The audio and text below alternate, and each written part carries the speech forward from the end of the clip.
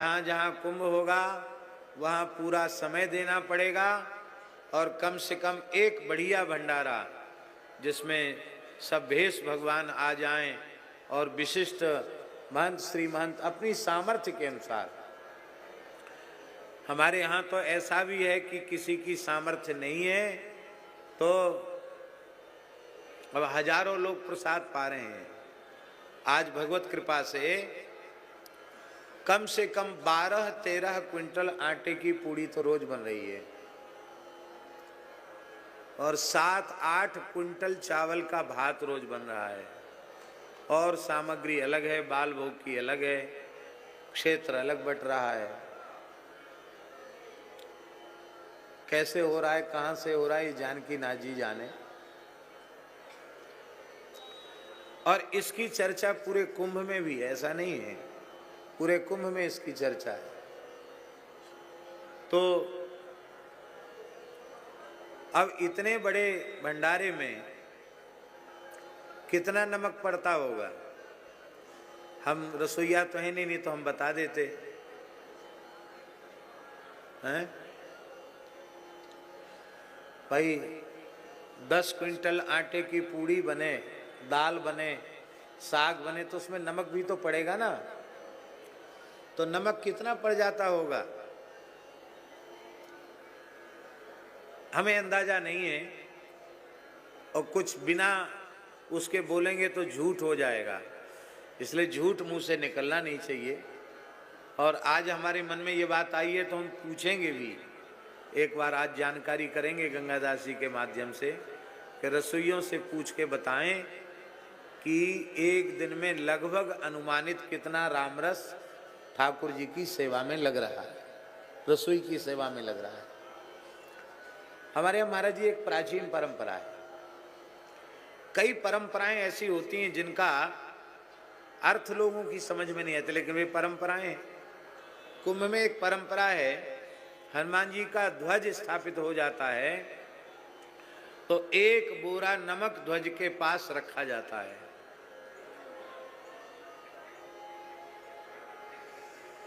तो हमने कई बार कई जगह पूछा कि ये नमक रखने की कहीं कोई शास्त्रीय परंपरा तो हमको कहीं किसी ग्रंथ में पढ़ने में आई नहीं कि ध्वज स्थापन हो तो वहाँ सेर 2 सेर नमक भी रखना चाहिए, और पूरा कम से कम 1 क्विंटल नमक, 1 कट्टा नमक भर के रखते हैं।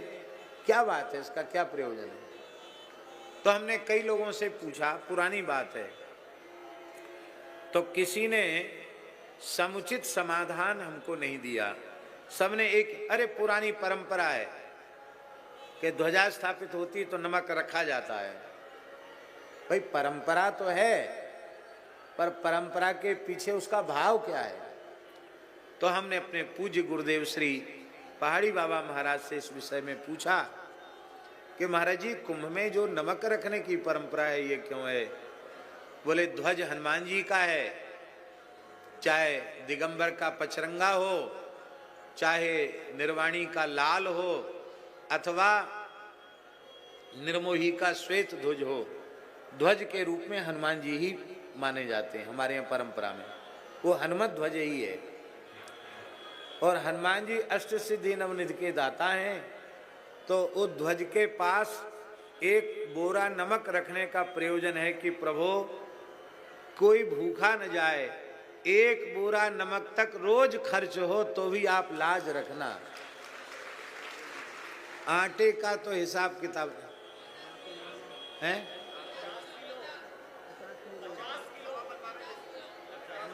हाँ हमारे बाबा बता रहे हैं, जो सेवा हमारे संत, ये जो बरसाने वाले संत हैं, ये कुठार भंडार में सब सेवा संभालें। अच्छा हमारे यहाँ सब संत हैं, हमारे यहाँ सभी संप्रदाय के संतों का दर्शन हो जाएगा और सब परंपरा के संत सेवा संभाल रहे हैं। तो हमारे बरसाने वाले बाबा कह रहे हैं, वैसे तो पुराना इनका प्रसिद्ध नाम लाल बाबा है, और वैसे क्या नाम है शुभ नाम?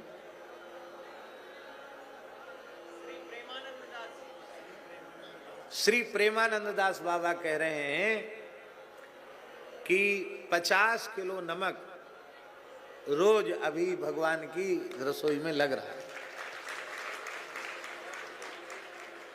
तो ये श्री ठाकुर जी की कृपा है। क्या कह रहे थे? और हो गया सब बात?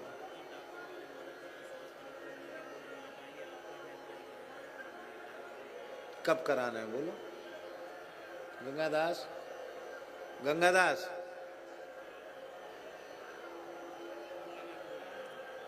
आए, कुर्सी पर विराज। उधर कुर्सी पर ले जाओ, पीछे वहां कुर्सी पर ले।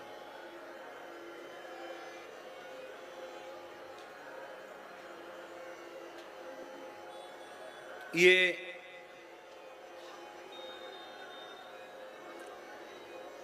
परम श्रद्धेय विद्वद वरेण्य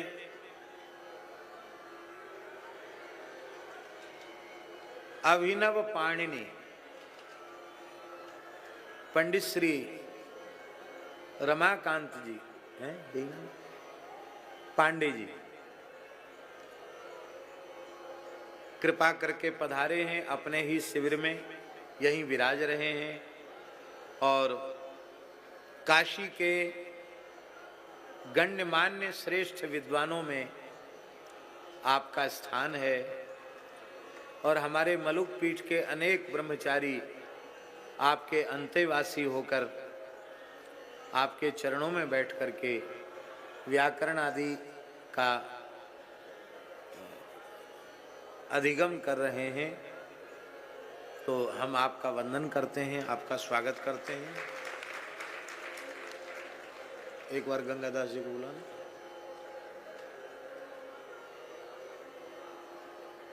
है?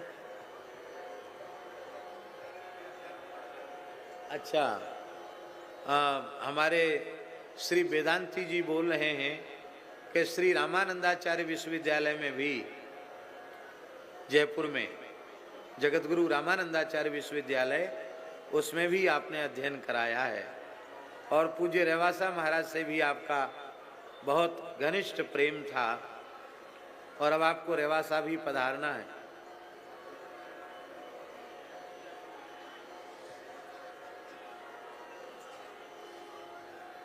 तो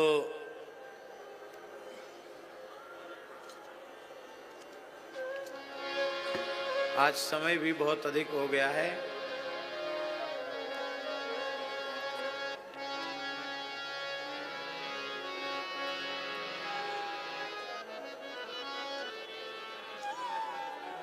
कविता बलि का थोड़ा सा क्रम चल रहा है, उसको थोड़ा सा हम आज नाम मात्र कर दें, क्योंकि आज विलंब बहुत अधिक हो गया। कितनी अद्भुत बात इसमें आई है। रावरी सपथ राम नाम ही की गति मेरे। गोस्वामी जी कह रहे हैं कि हे रघुनाथ जी, आप मेरे आराध्य इष्ट हैं। मैं आपकी ही सौगंध खाकर कहता हूं कि आपके नाम की ही एकमात्र मेरी गति, आपका नाम ही मेरी एकमात्र गति है। यदि मैं आपसे यहाँ झूठ बोलता हूं तो मैं त्रिलोक में झूठा माना जाऊं, तीनों कालों में झूठा माना जाऊं, अर्थात मैं शपथ पूर्वक झूठ नहीं बोल सकता। ये है गोस्वामी श्री तुलसीदास जी महाराज की नाम महाराज में अनुपम निरतिशय प्रीति। और दैन्य तो क्या कहना, बोले अपने साधन से तुलसी का भला होने वाला नहीं है। आप अपनी कृपालुता का विचार करेंगे तो इस दीनहीन तुलसी का भला हो जाएगा। आप अब विलंब मत कीजिए, अपनी कृपालुता की ओर देखिए, हमारे दोषों की ओर मत देखिए। मैं आपकी बलैया लेता हूँ, आपकी बलि जाता हूँ। मैं तो पानी भरी खाल के जैसा हूँ। पानी भरी खाल जानते हैं?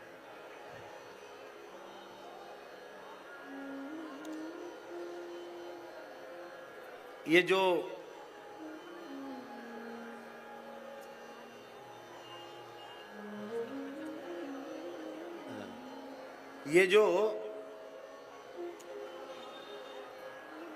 पानी भर के जो सींचते हैं, क्या कहते हैं उसको, उर्दू शब्द है मशक। पानी भरी खाल माने मशक। किसी भेड़ या बकरी की, आओ महाराज, वो ठीक है, ठीक है, वो कुर्सी ठीक है।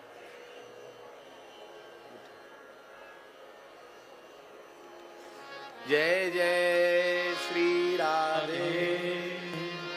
हमारे परम पूज्य श्री गोरीलाल कुंजवाले महाराज जी कृपा पूर्वक पधारे हैं। हम उनके चरणों में दंडवत प्रणाम करते हैं।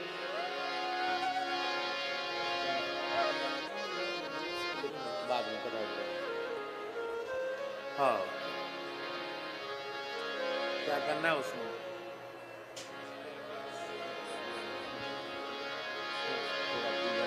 श्री राम जय राम जय जय राम। श्री राम जय राम जय जय राम। श्री राम जय राम जय जय राम। श्री राम जय राम जय जय राम। श्री राम जय राम जय जय राम। श्री राम जय राम जय जय राम। श्री राम जय राम जय जय राम। श्री राम जय राम जय जय राम। श्री राम जय राम जय जय राम। श्री राम जय राम जय जय राम। श्री राम जय राम जय जय राम। अभी हमने अंतर्गत मंत्रों में कुछ नामों की घोषणा की थी। पीपाड़ वाले रामदास जी महाराज, ओरछा राधे श्याम दास जी महाराज, जगन्नाथपुरी अच्युत दास जी महाराज, कुरुक्षेत्र रघुनाथ दास जी महाराज। अब दो महानुभाव छूट गए। एक ओरछा के महंत कनक भवन आश्रम के महंत श्री अनिरुद्ध दास जी,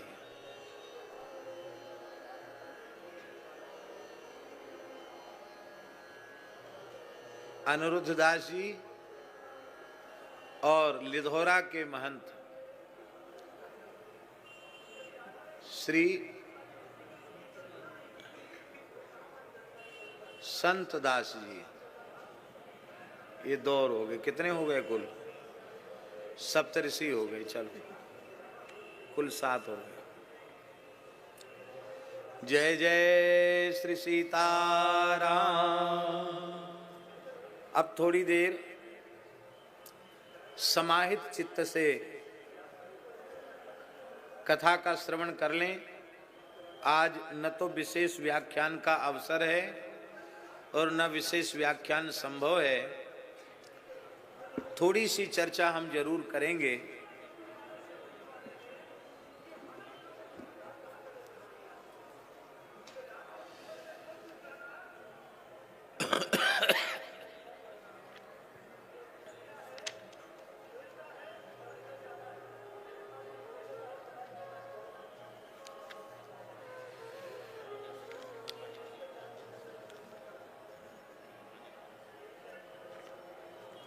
जय जय श्री सीताराम। श्री सुतीक्ष्ण जी महाराज का बड़ा मंगलमय प्रसंग चल रहा है और उस प्रसंग में श्री सुतीक्ष्ण जी महाराज के आश्रम में भगवान आकर विराज गए। यहाँ तक की चर्चा, आप कुछ कह रहे हैं? यहाँ तक की चर्चा हो चुकी है। यहाँ से आगे की चर्चा आज आरंभ होनी है। थोड़ी देर के लिए एकदम समाहित होकर के श्रवण करें। हम सोच रहे थे कि सुतीक्ष्ण जी की चर्चा एक ही दिन में हो जाएगी, लेकिन ये तो इतना गंभीर चरित्र है कि कई दिन हो गए, लेकिन फिर भी अभी हम लोग आगे नहीं बढ़ पाए हैं। दोहा संख्या 10 तक हो चुका है। तब मुनि हृदय धीर धरी गही पद बारही बार, निज आश्रम प्रभु आन करी पूजा विविध प्रकार।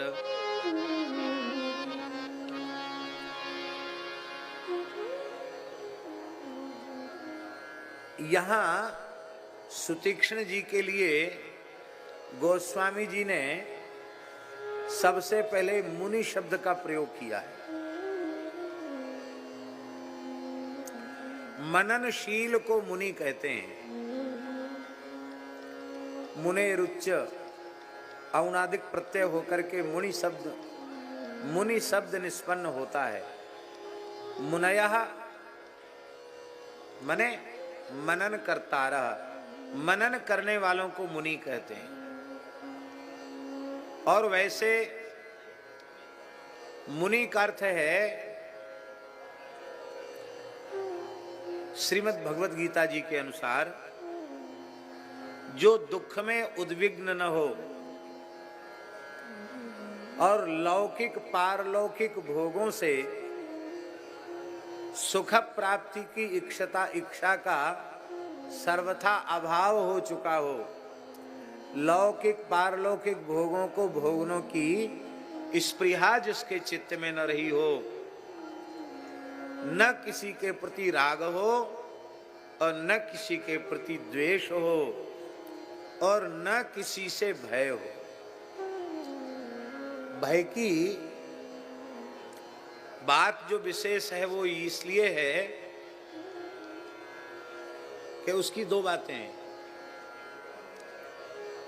एक तो भय देने वाले को भय की प्राप्ति होती है। आप किसी को भी भयभीत करोगे तो आपको भी भयभीत होना पड़ेगा, और आप अपनी ओर से सबको अभयदान दे दीजिए तो आप सबसे अभय हो जाएंगे। आपको सुनकर आश्चर्य होगा, ऐसे ऐसे विलक्षण उदाहरण हैं। हमारे एक महात्मा हैं, अभी भी हैं, अब तो 27 के निकट पहुंच रहे हैं। कुमायूं मंडल में रानी खेत के निकट उनके गुरु महाराज ने उनको आदेश दिया कि तुम भजन करो। इसी प्रयाग क्षेत्र में, फाफा मऊ क्षेत्र में, श्री दूधाधारी जी महाराज करके सिद्ध पुरुष थे, रामानंद संप्रदाय के महान सिद्ध संत थे दूधाधारी जी महाराज। जीवन पर्यंत वेद लक्षणा गायों का दुग्ध पी करके ही वे रहे, अन्य आहार उन्होंने ग्रहण नहीं किया। घोड़ी पर चलते थे, बड़े ब्रह्मण्य थे और बड़े गोभक्त थे और परम विरक्त थे।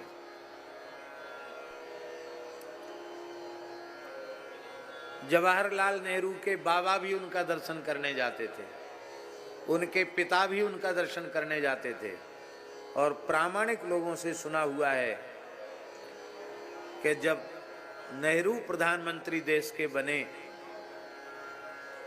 तो उन्होंने भी इच्छा व्यक्त की कि मैं दूधाधारी बाबा का दर्शन करूं। तो खबर भेजी कि मैं दर्शन करने आ रहा हूं, आप दर्शन की अनुमति प्रदान करें। और स्वाभाविक था, देश का प्रथम प्रधानमंत्री दर्शन करने पहुंचे तो आज भी जहां रोड ठीक से न बना हो वहां क्या कुछ नहीं हो जाता। लेकिन बाबा जी घोड़ी पर बैठे और चले गए जंगल में, और ये कह के गए कि उसको मना कर देना, यहाँ आवे नहीं, यहाँ आएगा तो उसका घोर अनिष्ट हो जाएगा और मैं तो मिलूंगा नहीं। कई दिन तक गायब रहे, प्रधानमंत्री को आने नहीं दिया। हम लोग बड़े कोई लोग आवे तो पलक पावड़े बिछा के खड़े होते हैं, ऐसा उनका वैराग्य था। उन्होंने अपने जीवन में एक ही विरक्त शिष्य बनाया, रानी खेत वाले पूज्य प्रेमदास जी मौनी जी को। उनका भी शरीर पर्वतीय विप्रकुल का शरीर था, और जब दूधाधारी जी के संबंध में सुना तो उनके शिष्य बनने वे आए। 6 महीने तक तो बाबा जी ने घुसने नहीं दिए, डंडा लेकर दौड़ाया, गाली और देते थे ऊपर से। अंत में इन्होंने अनशन व्रत कर लिया, स्थान के बाहर अन्न-जल त्याग कर पड़ गए। बोले ये ब्राह्मण बालक पक्का वैराग्यवान है, परीक्षा में पक्का निकला। नाई को बुला के भद्र करा के विरक्त वेश दिया और वेश दे के कहा हम दूसरा रखते नहीं, जंगल में शेर अकेला ही रहता है, हम किसी को पास नहीं रखते हैं, भाग जा, चला जा। महाराज मैं तो कुछ जानता नहीं, कहाँ जाऊं? तो उन्होंने कहा तुम्हें भजन में सिद्धि होगी, रानी खेत क्षेत्र में अमुक जगह जाओ, वहां झूला देवी है, वहां झूला देवी के पास बैठकर भजन कर। वहां भजन किया तो लोगों ने उपद्रव शुरू किया। पंडा पुजारियों को लगा कि ये बाबा कहीं कब्जा न कर ले। दुखी हो गए, बोले महाराज वहां तो रहना मुश्किल है। अरे बोले झूला देवी का मतलब मंदिर में थोड़े ही, वो जंगल सब भगवती पार्वती जगदम्बा का, वहां शंकर जी ने पार्वती जी को झूला झूलाया था, इसलिए वो झूला देवी है। तो वहां जाकर कहीं भी कोई जगह मिल जाए, कंदरा मिल जाए, वहीं बैठकर भजन करो। एक गुफा में बैठकर वे भजन करने लगे। और पांडे जी वो पूरा फौजी क्षेत्र है, सैनिक क्षेत्र, और महाराज एक लाठी डंडा भी अपने पास नहीं रखते थे। और बबर शेर आकर के महाराज के पीछे बैठ जाता था, ऐसे जैसे मानो उस शेर के मन में ये भाव आ गया हो कि बाबा को एक आसन से बैठे बैठे बहुत घंटों बीत गया है, इनके कमर में थोड़ा सा तकिया लग जाए तो विश्राम मिल जाएगा। तो तकिया बनकर बबर शेर उनके बैठ जाता था। और जब फौज के ब्रिगेडियर ने जो फौज का बड़ा अधिकारी था, उसने इस दृश्य को अपनी आंखों से देखा कि शेर पीछे बैठा हुआ है, सट कर के बैठा है, जैसे शेर का मसनद लगा के बैठे हों, तो बहुत प्रभावित हो गया वह। और फिर फौज के क्षेत्र में, वर्जित क्षेत्र में श्री राम मंदिर का निर्माण हुआ। आज भी फौज के घेरे में है वो राम मंदिर। संस्कृत विद्यालय भी है, गौशाला भी है, और अब तो मोनी जी लगभग 100 वर्ष की आयु के हो रहे हैं। आज भी उनकी रहनी वैसी ही है।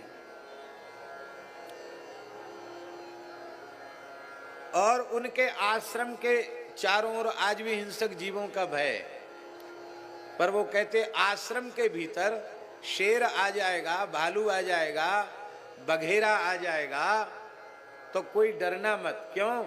आश्रम के भीतर वो किसी प्राणी की हिंसा नहीं करेगा। आश्रम के बाहर की गारंटी हमारी है नहीं। रात बिरात कोई आश्रम के बाहर चला जाए और किसी के साथ कुछ हो जाए तो उसकी गारंटी नहीं, पर आश्रम की परिधि में कोई हिंसक जीव ऐसा नहीं करेगा।